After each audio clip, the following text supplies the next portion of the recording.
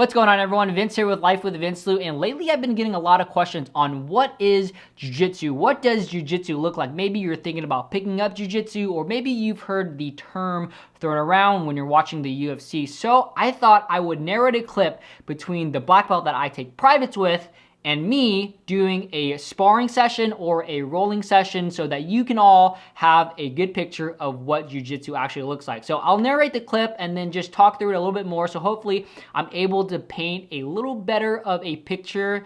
And with that being said, let's get into it. So before I start the video, you'll notice we're sitting down and we're actually both wearing gis. A gi is a Brazilian Jiu-Jitsu traditional garment. It has thick collars and thick sleeves, and it's just an easy way for us to grab each other. So in real life, it would be more like something like a jacket, right? So, and then you'll have your gi and then your no gi. So your no gi is something that I'm wearing right now. It's basically just compression. So there is a difference between gi and no gi, but with that being said, a gi is the traditional garment. And also, before I start the video, once I start the video, you'll see us slap hands. So that's just letting each other know that, hey, this round's about to start and then we're going to go live. And then also, just to preface this, so I am a blue belt, he is a black belt. So this was roughly, I filmed this in January, I believe. So up until that point, I had about,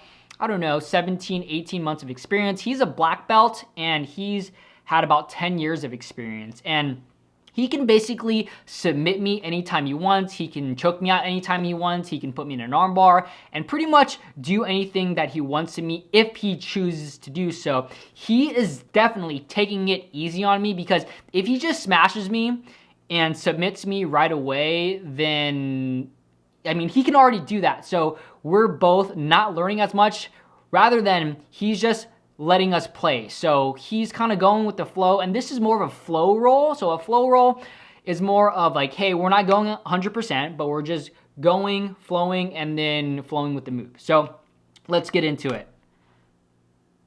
Boom, slap hands. All right, ready to go. Here we go, grab his collars. There we go.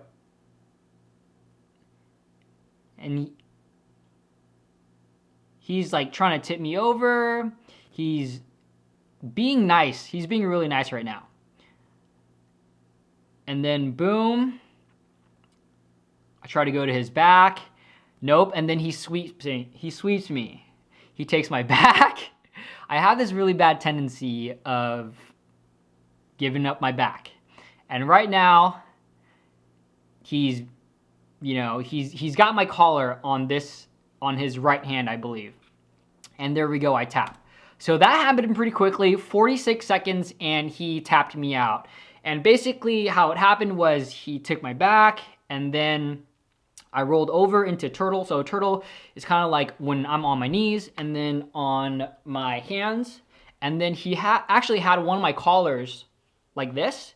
And then when I tapped and he let go, as you see, you can't really see from this angle, but he choked me out and I tapped. So that's why we're starting over again. So to continue, all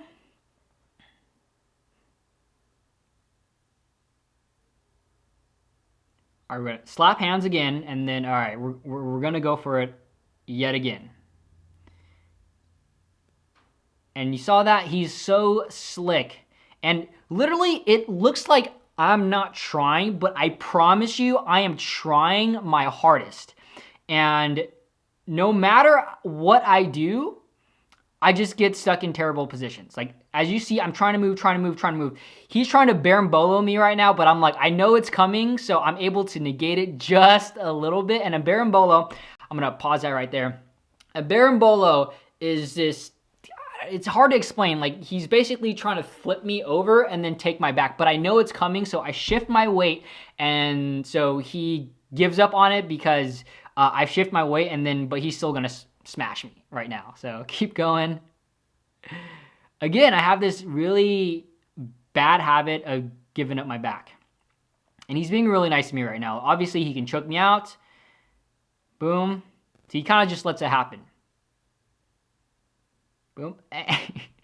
See, that was way too easy. See, this is way too easy for him right now. And I'm trying to tangle his feet. I'm trying to push him away. And boom. Here, and I have him in a straight ankle lock right now, but there's no way he's gonna let me have that. And it really, right now, I'm gonna pause this right here. It really feels like I am a baby and he's tossing me around doing whatever he wants, because no matter how hard I try, like jiu-jitsu is one of those things is where it's not necessarily the strongest, not necessarily the fastest, but it's more technique based. It's an understanding of leverage. So earlier in the clip, you saw he tossed me around so easily. It's because he understands leverage. He understands where to put certain parts of his body, to hook my ankles, to hook my leg, so that he can sweep me. And basically what a sweep is, it's like I'm on top, he's on bottom, and then he's easily able to throw me on the other side, or basically up and down, and then we switch positions, and then now he's on top. So that is not a very good way to define sweeping, but you know, for general purposes, that's what it is. And you know, continue. We just have a couple more seconds. I think 12 more seconds of this clip. So I'm mounting him right now. I'm in a pretty good position, and then I'm not in a good position anymore. Boom, and there we go, he sweeps me. And that's the end of the video, and that's just a really short clip. I mean, it's only a 2 minutes and 18-second clip, but that's what sparring or rolling is. And when you're sparring or rolling, at least for me, I'm not going 100% of the time. And if you watch the video between Drea and I think last week or the week before, we were talking about just the different mindsets of a competitor and a hobbyist. You know, I tend to lean on the side of a hobbyist. Actually, I'm the most hobbyist that you can be, and I'm the least competitor that you can be. At least that's what I think. I've competed once or twice, but I mean, it's just not for me. Granted, I did lose both my matches, but at the same time, I just go to jiu-jitsu because it's a lot of fun. I enjoy the community. And with that being said, a lot of my rolls or a lot of my sparring sessions, I'm not trying to go balls to the walls and try to kill the other person. It's more of like a flow, like, okay, he's giving, it's a give and take. And that's how I tend to personally go through my rolls. You know, with this person, his name is Dustin. So when I'm rolling with Dustin, I'm literally trying as hard as I can to get into better positions, because it's all about positions. But no matter what I do, he's always 1, 2, 5 steps ahead of me. And it's just the name of the game. I mean, he's been doing it for 10 years. I've been doing this for a year and a half. And even if you give me 10 years, I will still be so far behind him. And that's just what it is. It's mat time, it's showing up to class. But all in all, you know, this is just a really quick snapshot of what rolling or sparring is. There's a lot more that goes into jiu-jitsu. Usually, you know, just to give you a brief overview, you know, you're going to go to class. And when you go to class, it depends on the academy, but I'm just going to tell you my experience of how the academy that I go to, how we do class. So we go to class, the first 15, 20 minutes, probably 10, 15 minutes would be warm up. So you're jogging, you're doing drills, you're doing shrimping motions, and then you're doing, maybe you're doing a little bit of conditioning, maybe you're doing push-ups, burpees, triangle sit-ups, whatever it is. And then once it hits, 15, 20 minutes, then you're going to go into instruction. So instruction is usually 20 to 30 minutes long. Whoever's teaching the class, usually it's the head instructor. If it's not the head instructor, it's one of the other black belts. And then they'll usually teach a couple techniques. So anywhere from 3 to 5 techniques. And then after 3 to 5 techniques, as they teach one technique, then we'll drill the technique. So let's say we're teaching a closed guard armbar, then we'll drill that a few times with your partner, obviously. So you'll have a partner, they'll pair you up, and then you'll drill the armbar a few times each. And then you'll move on to the next technique, and then you'll drill that one, a couple more times, and then so on and so forth. So all in all, you usually cover anywhere from 3 to 5 total techniques. And then after the class session part of it, or the technique session part of class, then you'll move into live sparring or rolling. So usually this will constitute, like 3 5-minute rounds, or, 2 6-minute rounds, or whatever the head instructor or the black belt that's teaching the class, whatever they decide to have what the minute rounds, that's what you're going to do for the day. So it's 3 5-minute rounds, 2 6-minute rounds, whatever it is.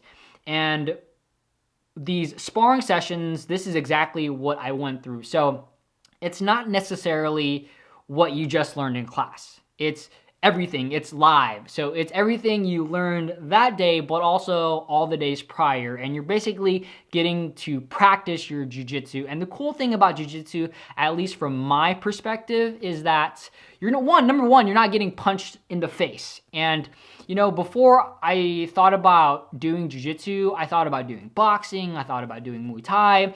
And with those types of martial arts, you are sparring, but you're having headgear, but at the same time, you're getting hit. So it's not like it doesn't hurt. Or even, so with that's with like boxing and Muay Thai. And if I were to pick up a stand-up, I would pick up boxing and Muay Thai because they have those live sparring sessions. Whereas some other martial arts, maybe like a karate, or maybe even like a like a Jeet Kune Do, or a some other of those martial arts, they don't necessarily have live sparring. And how, like, in my perspective, like, how do you know your martial arts works if you don't have live sparring? And I'm not saying that none of those schools have live sparring. I'm just saying it's very common to not have live sparring with those types of like other martial arts. But with jiu-jitsu, we're live sparring every single day. So